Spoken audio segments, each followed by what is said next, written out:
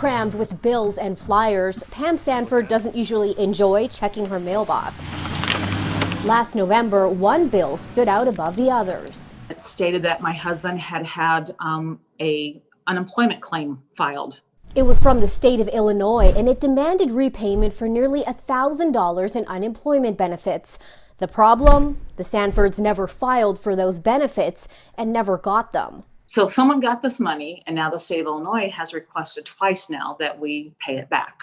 The Sanfords reported the fraud to the Illinois Department of Employment Security, or the IDES. They didn't hear back and learned from Facebook they weren't the only ones being asked to repay pandemic unemployment assistance they didn't receive. It really, really disturbed me back. It was mid-December when a lot of my constituents, people that aren't rich by any means, started getting these PUA repayment letters. Illinois State Representative Mike Marin says IDES is failing people at a time when they need it most. Here we are, we're 11 months into this thing now, and the system still doesn't work. The I-Team found a number of issues at IDS in 2020. In May, a data breach exposed the personal information of 32,000 people who applied for unemployment benefits, exposing their social security numbers. In December, the agency announced scammers used another loophole in its system to steal even more money meant to help the unemployed.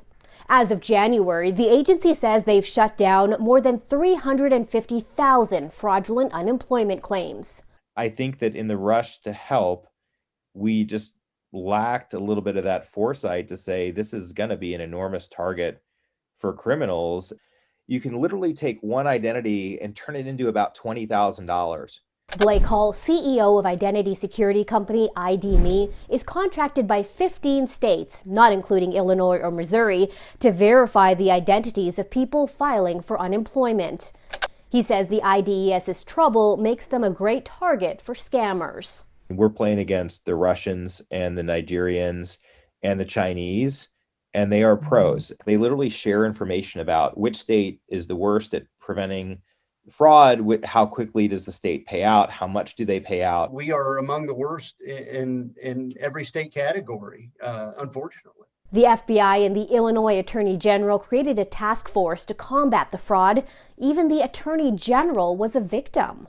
Wow, if they are targeting individuals who are heads of law enforcement agencies, they'll target anybody. As tax season approaches, it'll be more important than ever to make sure you're not being taxed for benefits you didn't receive. I've had constituents that have gotten 1099s for benefits that they never applied for. Back in Jerseyville, the Sanford saga wasn't over. In December, Pam's husband was laid off for a week. They found themselves needing the unemployment benefits someone had already stolen from them. It took weeks, but the IDES finally paid their claim. There was a lot of fear there. Luckily, we were not one of the people out there that was depending on us to put food on the table. The quickest way to know if your information was used in the scam is to check your 1099 tax form and your credit report. IDES says if you did receive a letter demanding repayment, ignore it. It was auto-generated and a mistake.